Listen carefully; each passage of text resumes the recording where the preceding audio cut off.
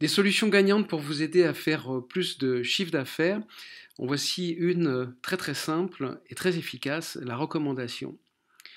Un peu à l'image des réseaux, comme vous le voyez sur cette image, euh, Facebook vous permet de rencontrer des personnes que vous ne connaissez pas et vous pouvez le faire par l'intermédiaire d'autres amis, tout simplement en explorant peut-être leur liste d'amis.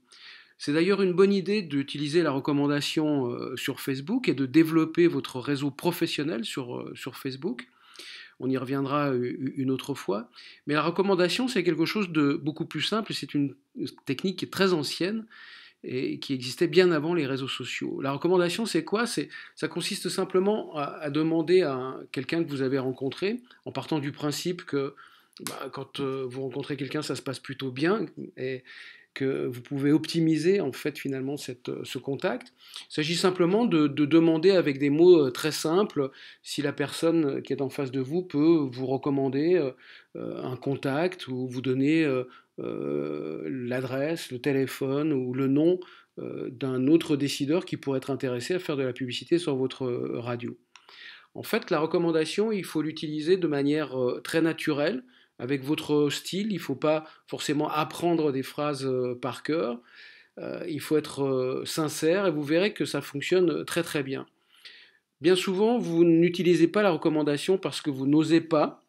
Vous pensez que c'est pas dans votre culture ou que ça montre une faiblesse de votre part, mais n'oubliez pas que c'est avant tout une stratégie extrêmement efficace. Et puis, vous n'utilisez pas parfois la recommandation parce que simplement vous oubliez. Donc là, il s'agit d'avoir une méthode, d'utiliser une méthode professionnelle qui va vraiment vous permettre de développer du chiffre d'affaires, qui va vous permettre de rencontrer des décideurs. Donc, il faut que vous osiez et il ne faut pas oublier donc coller une petite gommette quelque part ou faites ce qu'il faut pour y penser, mais pensez à utiliser la recommandation à chaque entretien. Il faut le faire systématiquement parce que c'est statistique. Plus vous le faites, plus vous aurez de contacts et de contacts nouveaux, de décideurs que vous ne connaissez pas et chez qui vous allez pouvoir vous présenter sur la recommandation d'une autre personne, ce qui va vous simplifier beaucoup la prospection. Plus vous le ferez, vous verrez, plus ça sera facile et ça va devenir quelque chose d'automatique ensuite.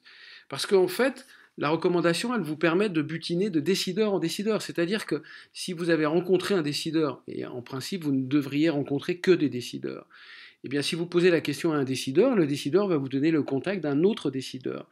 Donc, vous allez vous rendre compte qu'en fait, la recommandation pourrait être votre principale source de prospection. J'ai découvert la prospection à partir de la recommandation à travers un de mes collaborateurs qui s'appelle Jean-Paul Bartomov, qui m'a fait découvrir ça tout simplement parce qu'il venait d'Auvergne, en Haute-Savoie, pour travailler. Et très naturellement, en fait, à tous les gens qu'il rencontrait, il disait que voilà, bah, voilà, je suis auvergnat, je viens de Saint-Flour, je connais personne ici. Quels sont les gens que je dois rencontrer d'après vous?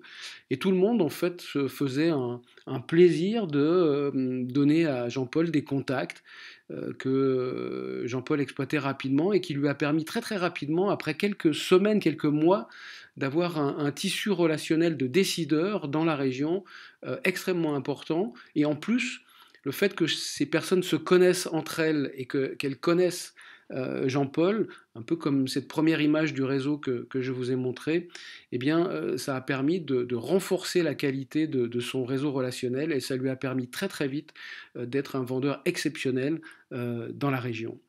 Alors, voici quelques exemples hein, de manières de poser la question de la recommandation, mais encore une fois, il ne s'agit pas d'apprendre ces phrases par cœur, ce ne sont que quelques exemples qui vous montrent que vous pouvez poser cette question de manière très différente et qui peuvent peut-être vous aider. Mais encore une fois, je vous conseille de le faire, pratiquez-le et vous verrez que vous en trouverez, vous trouverez les résultats qui vont avec.